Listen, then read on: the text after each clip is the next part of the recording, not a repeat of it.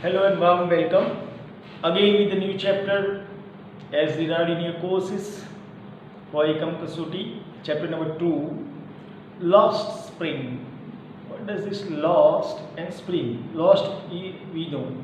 Spring that comes in pan and working of many machines here like this. Here the lady writer is there. Her name is Anish Chung, born 1964. A young lady having her parents both they were writer, and especially Indian writers they got a very good English. As I have told earlier, I don't know, but they are having a lifestyle, another style of a best English. We Indian used to speak best English regarding whole globe. So let's go through the lesson. Spring means the life that you led, the golden period of life, we can say. Now the spring, here it is a story about a boy, boys and many boys. It's also those who are living in slum area. You might have gone through the movie Slumdog Millionaire, and especially we used to see in our movies, in Indian movies, that particularly the heroes are from slum areas and then they are doing some deeds and then many etc things are there. But though we have ranked about 120 number in the world for scarcity of food, yet it's too much poverty in India. The life has been changed nowadays. No doubt we are going through gadgets, so I don't want to go through all these topics, but I would like to continue our lesson number 2, the Lost Spring. I would like to continue, start with your textbook, go through it. Sometimes I find a rupee in the garbage. You all know garbage. As you go through the roadside, you can see some small children. They are moving, they are searching something in the garbage, with bad foods, with torn clothes. You might have gone through them. If you are moving towards with your car, anything, you had once glanced to them. You can see their situation, the condition of them. So how it's happened, how they are, what life they are living over there. This thing had been our versatile writer, lady writer Anis had told us in his story. So it's starting. Sometimes I find a rupee in the garbage. Why do you do this? Kennedy, anybody change this thing into indirect form of narration? Try it. I am not going to do so. I asked Sahib, whom I encounter every morning, scrounging for gold in the garbage dumps of my neighborhood. So there was a dump over there, a big huge dump over there of garbage, and a particular boy named Sahib, he used to find everywhere. He used to see whether there is gold over there or not. Even I have experienced this thing when I was in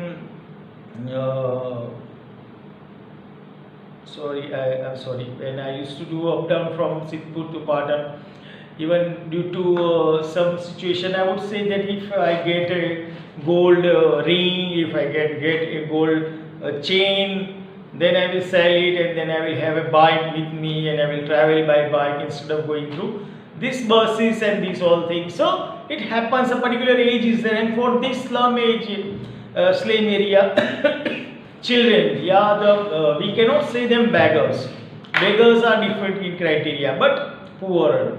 Too much poorer children, not having family. Some might not have friends, some might have family. The critical condition of the world, we can say the scenario. So he used to see the particular person, particular boy who is in search of gold. Sahib left his home long ago, set amidst the green fields of Dhaka. His home is not even a distant memory. There were many storms that swept away their fields and homes. His mother tells him that's why they left, looking for gold in the big city where he now lives. So he came from Dhaka with his family. His mother used to say him that due to lots of storms and this natural calamity, we can say, they have no work, they have to live away and they have settled in a city in search of gold. This yellow metal, we can say how it attracts each and everybody. So let's go. I have nothing else to do, he mutters, looking away. Whenever he was to ask what you are finding, yeah, nothing, I have nothing to do. He looks here and there. Go to school, I say, glibly, realizing immediately how hollow the advice must sound. Go to school, he used to say. The free thing we get, there is salah in our India. So he used to say that go to school, but he knew that it's nothing towards to him. It's a hollow like this, a hole like this. From here he hears, here it's gone outside. There is no school in my neighborhood. When they build one, I will go. The answer is that there is no school in near to my neighborhood. When it will be, obviously I will go to that.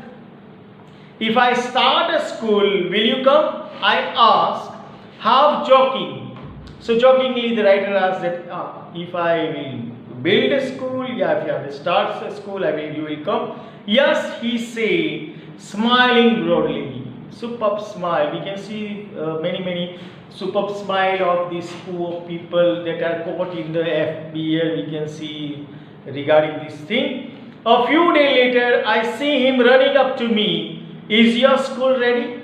After a few days, he came towards him and told, is your school ready? It takes longer to build a school, I say. Embraced at having made a promise that was not meant. But promises like mine abound in every corner of his bleak world. So, he didn't promise, but it was something like promising to him, to the boy, that the school will open. And many promises we are going through in our life.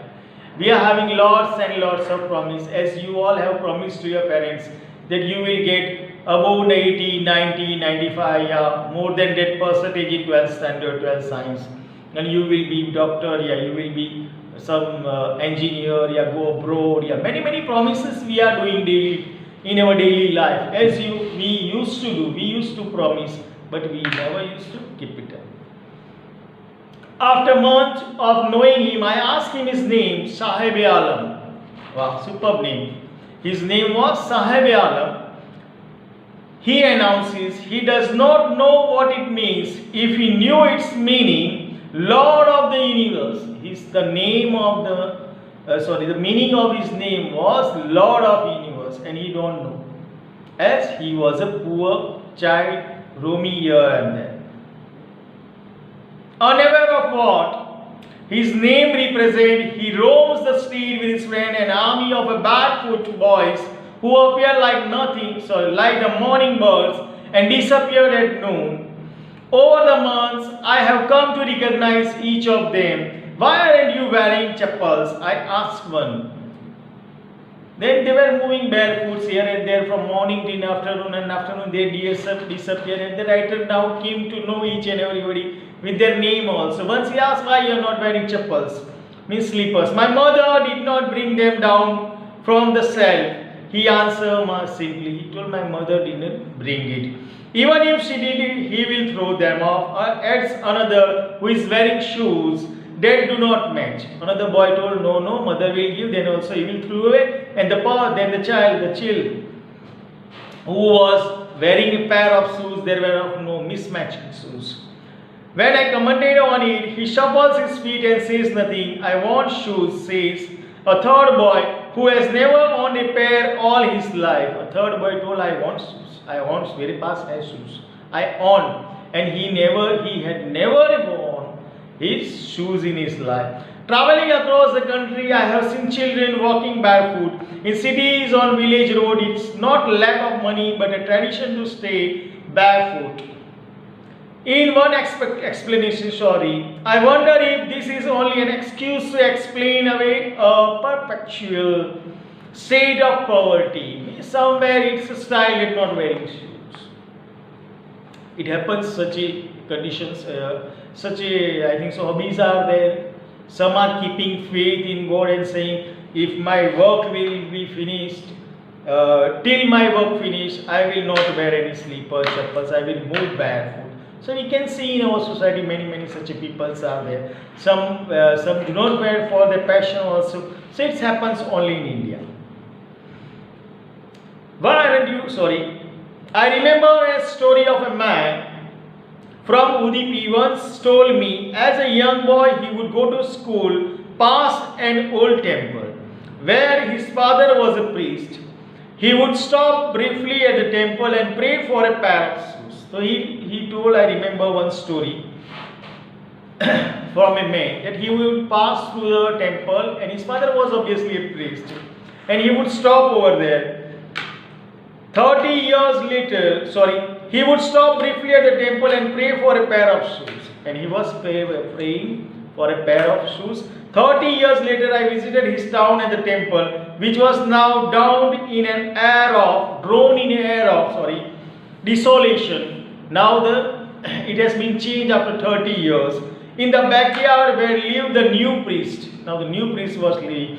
There were red and white plastic chairs. A young boy dressed in a grey uniform, wearing socks and shoes, around panting and threw his school bag on a folding bed. Looking at the boy, I remembered the prayer another boy had made to the goddesses when he had finally got a pair of shoes. Let me never lose them.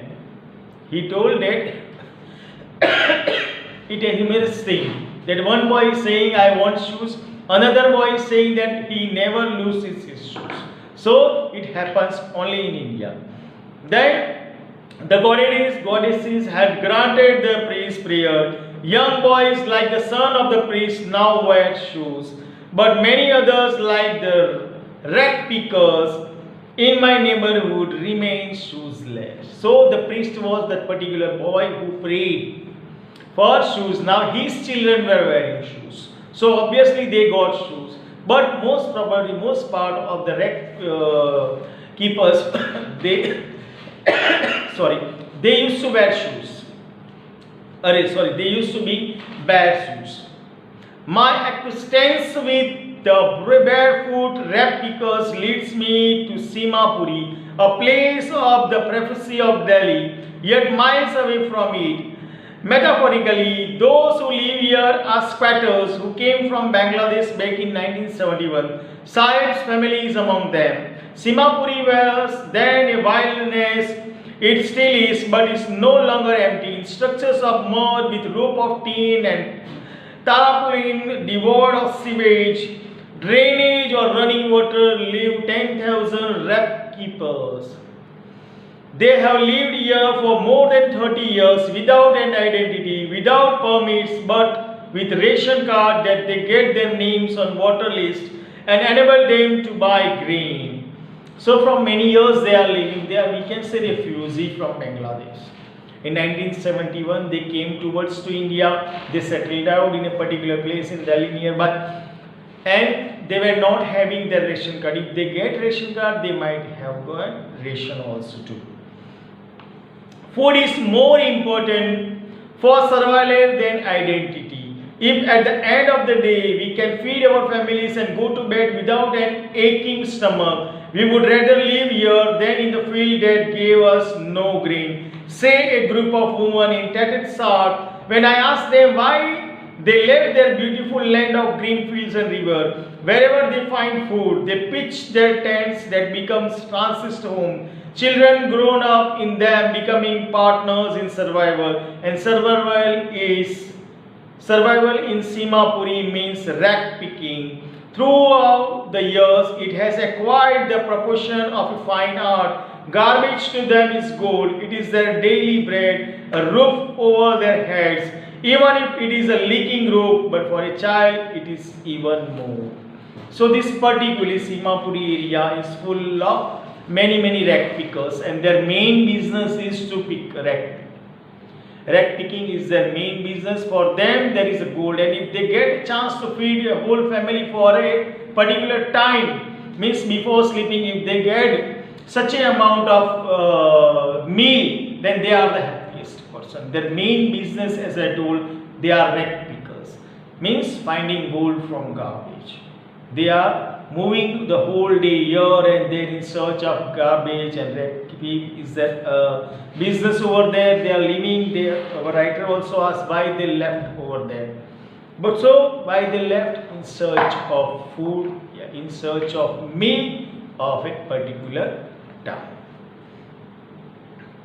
And for them, no doubt, their roof and everything, they were living in a slum area. You can just imagine, if you might search in Google, obviously you will get this particular area. The same condition is here, torn roof, everywhere leaking of water, garbage over here and there, particular smell over there, you can't just imagine.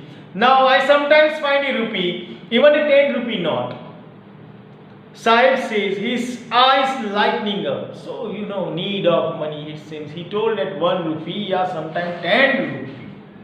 His eyes were lightening. When you can find a silver coin in a heap of garbage, you don't stop scrounging, for there is hope of finding more. It seems that for children, garbage has a meaning different from what it means to their parents. For the children, it is wrapping in wonder. For the elder, it means of survival. What a brilliant thought, yeah, brilliant scenario the writer has described over there. For small children, it's a fun that they will get something from that and they will enjoy. But for parents, it's a mean of survival. If they get anything from that garbage, because they are rent. One winter morning, I see Sahib standing by the fence gate of the neighborhood club, watching 2 young men dressed in white playing tennis. I like the game, he hums, content to watch it standing behind the fence. So once he was going, he saw that, oh, Sahib was watching a game and the person were in white and they were playing tennis. He told, I like the game. Content to watch it standing behind the fence. I go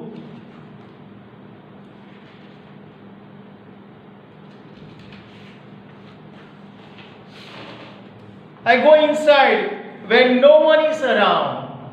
He admits the gatekeeper lets me use the swings.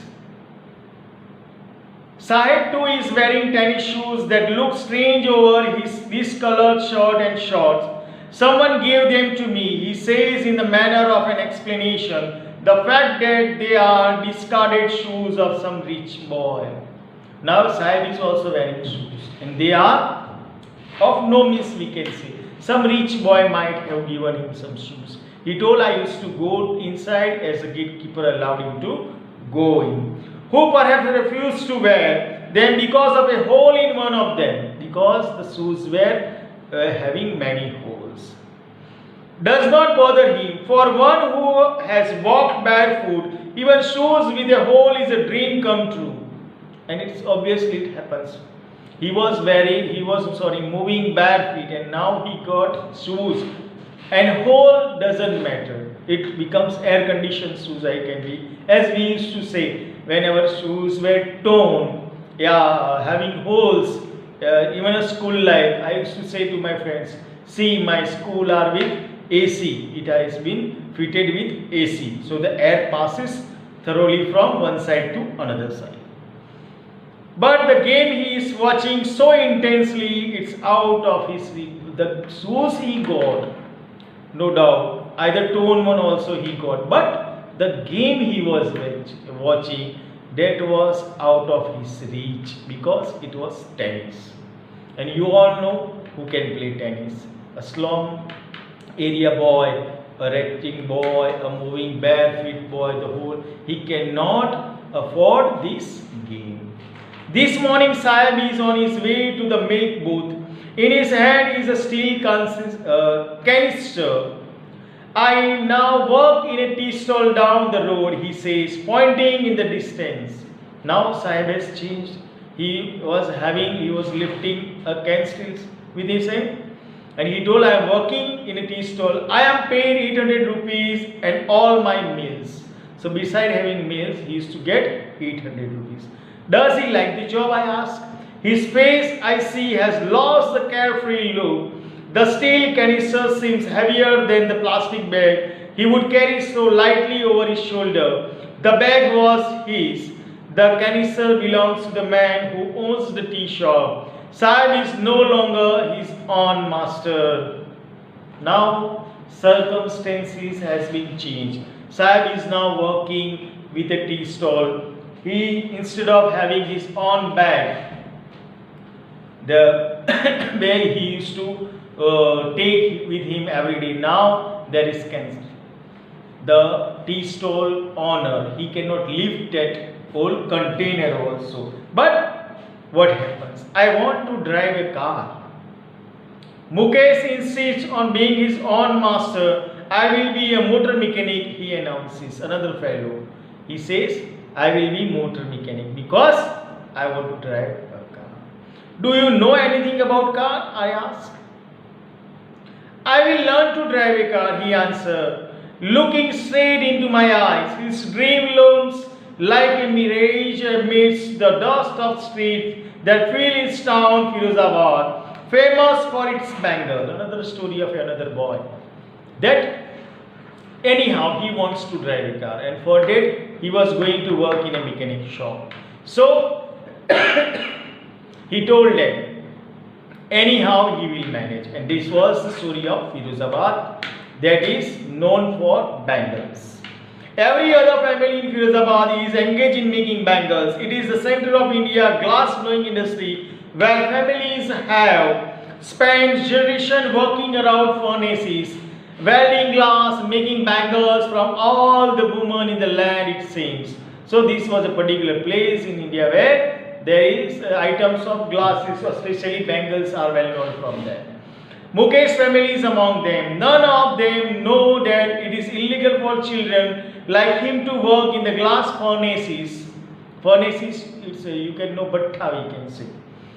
With high temperature in dingless cells without air and light, that the law in and force could get him and all those 20,000 children out of the hot furnaces where they slog their day like us, often losing the brightness of their eyes. And it's ridiculous that working over there, about 20,000 children were working, and they don't know because they didn't get sunlight over the whole day, and the hot furnaces, that the chemical reaction that affects to their eyes, so that they sometimes it is said that they might lose their eyes also. Mukesh eyes beam as he volunteered to take me home, which he proudly says is being rebuilt. We walked down stinking lanes choked with garbage, past home that remains hovels with crumbling walls, wobbly doors, no windows, crowded with families, or humans and animals coexisting in their primeval state. He stopped at the door of one such house, bangs a wobbly iron door with his foot and pushed it open. We enter a half-built shed. In one part of it, thatched with a dead grass, is a firewood stove over which sits a large vessel of sizzling spinach leaves. On the ground, in large aluminium platters, are more chopped vegetable. A frail young woman is cooking the evening meal for the whole family. So the scenario of the house was in that. Lots of garbage, means we can say slum area, totally slum area, Jhoppadpatti area.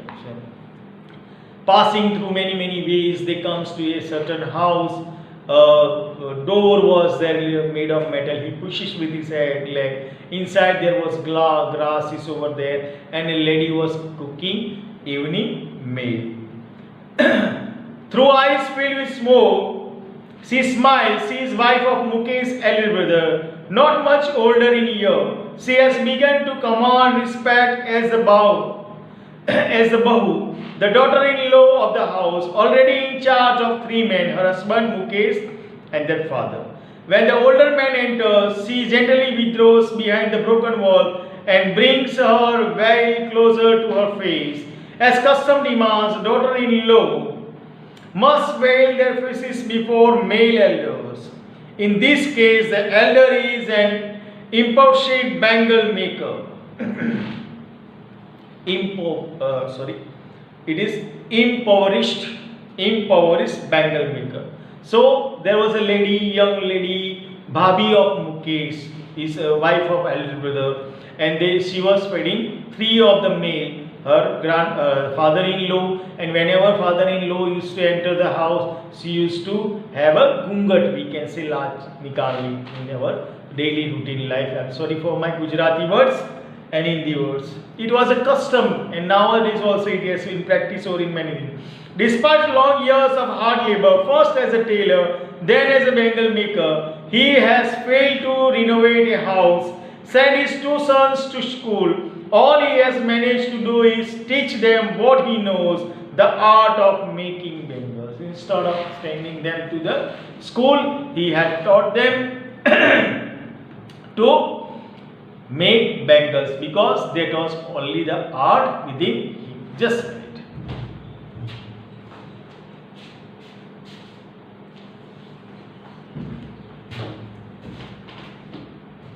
So till yet, I would like to stop. Sometime duration, try to read over this. I know my students, 12th standard students, are bored with English. I got some